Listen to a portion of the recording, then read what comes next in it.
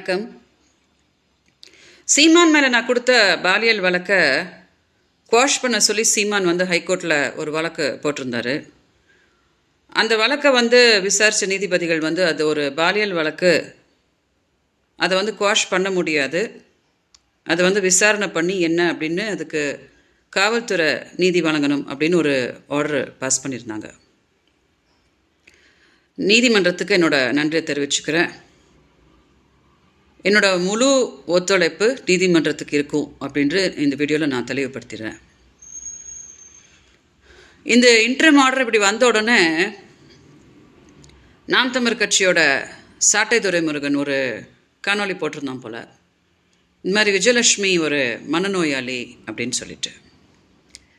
நாம் தமிழர் கட்சியில் யாராவது சோறு திங்கிறவங்க இருந்தால், அதாவது சோறு அப்படின்னு திங்கிறவங்க இருந்தால், இந்த கேவல பிடிச்ச கேஸில் சீமானுக்கு யாருமே வக்காலத்து வாங்க மாட்டாங்க.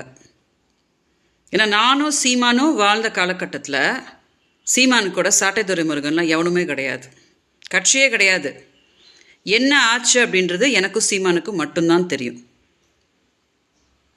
ஸோ இன்றைக்கி நீ என்னை மனநோயாளின்னு சொல்லிக்கிறியோ, நீ என்னை பைத்தியம்னு சொல்லிக்கிறியோ, எனக்கு எந்த பிரச்சனையும் இல்லைடா சாட்டை துரைமுருகன். நீ எல்லாம் பண்ணுற பார்த்தியா கொழுப்பு, அதுக்கு சீமான் அடிக்கிற அடிக்கி நீங்கள்லாம் காணாமலே போயிடுவீங்க. இதே மாதிரி தான் சீமானுக்கு வக்காலத்து வாங்கின நிறைய பேர் நாம் தமிழர் கட்சியில் இன்றைக்கி கட்சி விட்டே ஓடியே போயிட்டாங்க. அதனால் நீ எல்லாம் எனக்கு ஒரு பிரச்சனையே கிடையாது. இது ஒரு நேர்மையான கேஸு, எல்லாத்தையுமே நான் நேர்மையாக தான் சொல்லியிருக்கேன், எல்லாத்துக்கும் ப்ரூஃப் சப்மிட் பண்ணியிருக்கேன். காவல்துறை இதை நேர்மையாக விசாரிச்சுட்ருக்குறாங்க.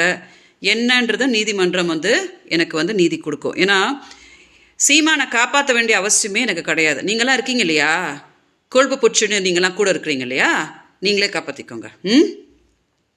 மீடியாவுக்கு தெரியப்படுத்திடுறேன், இந்த கேஸு ப்ரூவ் ஆகும்போது அது எனக்கு தான் சாதகமாக அமையப்போகுது.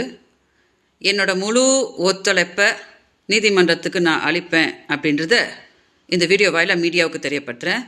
தயவு செஞ்சு இதை டெலிகாஸ்ட் பண்ணுங்கள், ஏன்னா மக்களுக்கும் இந்த விஷயம் ரீச் ஆகணும். வணக்கம்.